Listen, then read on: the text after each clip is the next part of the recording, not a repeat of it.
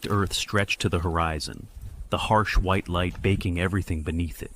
Birds had fallen silent, and the wind carried only the smell of dust and scorched grass.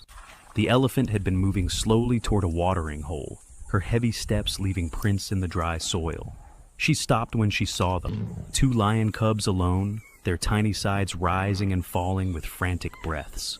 No roar, no growl, only a silent plea written in their small, trembling bodies.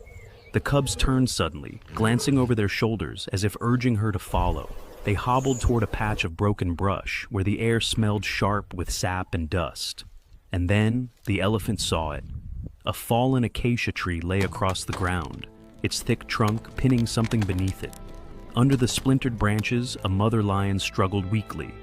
Her golden fur was streaked with dirt, her hind leg trapped under the weight of the wood. Her shallow, uneven breaths stirred the dust as her wide amber eyes met the elephant's. There was no fear in those eyes, only pain, only waiting. The cubs pressed against her face, mewling softly, then turned back to the towering giant. Again, one cub rose shakily on its hind legs, pressing its tiny paws together. A gesture beyond instinct, a plea. The elephant lowered her massive head, her trunk reaching out.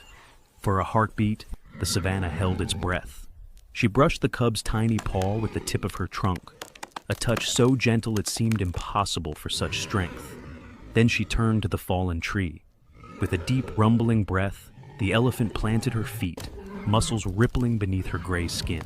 The trunk wrapped around the trunk of the tree, and with a slow, deliberate motion, she began to lift. Dust cascaded into the white sunlight as the wood shifted. The mother lion let out a low, broken sound. Not a growl, but a gasp of life returning. The cubs pressed tighter against her as the crushing weight eased away. The elephant stepped back, releasing the tree. For a moment, no one moved.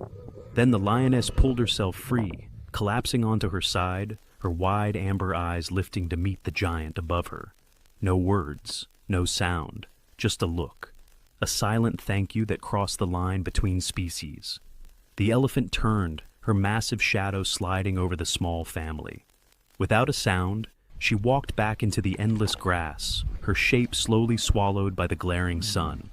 The cubs curled against their mother, nuzzling her face with tiny, desperate motions. The lioness, still trembling, licked them weakly and turned her head once more toward the retreating giant. If you ever stand on the edge of the savanna at noon, you might hear nothing but wind and dust. But somewhere out there, beneath the white sky, there are tiny paws and great footprints side